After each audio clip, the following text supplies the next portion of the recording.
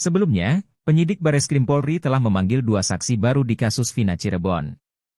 Keduanya adalah Purnomo dan Nining. Purnomo mengaku melihat peristiwa kecelakaan yang dialami Eki dan Vina di Jembatan Talun, Kabupaten Cirebon pada 27 Agustus 2016 silam. Kesaksian Purnomo inilah yang akan mengubah konstruksi kasus dari pembunuhan menjadi kecelakaan lalu lintas tunggal. Selama hampir 7 jam pemeriksaan, Purnomo dicecar pertanyaan tentang peristiwa yang merenggut nyawa Eki dan Vina Cirebon tersebut. Dijelaskan Purnomo, saat itu dia baru pulang dari melamar perempuan idamannya. Saat tiba di Jembatan Talun, dalam jarak sekira 10 meter dari arah berlawanan dia melihat pengendara motor yang berboncengan.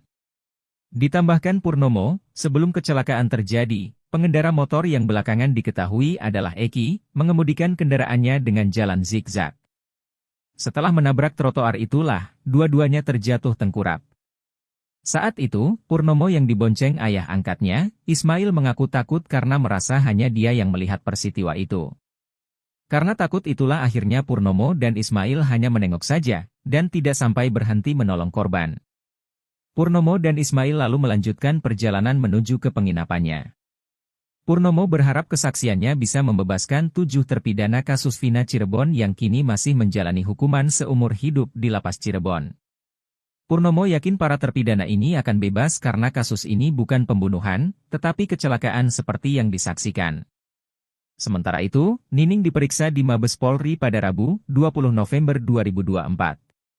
Dalam pemeriksaan itu, Nining diberi 17 pertanyaan tentang malam kejadian tewasnya Vina dan Eki, tanggal 27 Agustus 2016.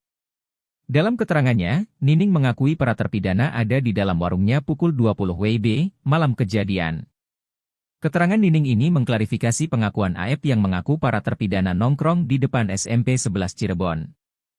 Menurut Jutek, keterangan Nining sangat penting karena dia saksi fakta yang mengetahui, melihat dan mendengar di malam kejadian. Saat itu Nining sempat mengingatkan para terpidana untuk tidak teriak-teriak. Mereka akhirnya pindah ke rumah kontrakan Pak RT, namun ternyata dibantah RT Pasren. Dikatakan Jutek, pada pemeriksaan kasus ini tahun 2016, Nining belum pernah diperiksa, apalagi di BAP. Dia berharap pemeriksaan Nining ini akan mempercepat penyidik untuk segera menetapkan Ibtu Rudiana dan Aep menjadi tersangka keterangan palsu.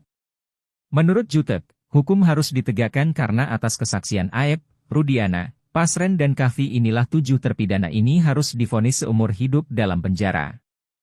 Download Tribun X sekarang, menghadirkan lokal menjadi Indonesia.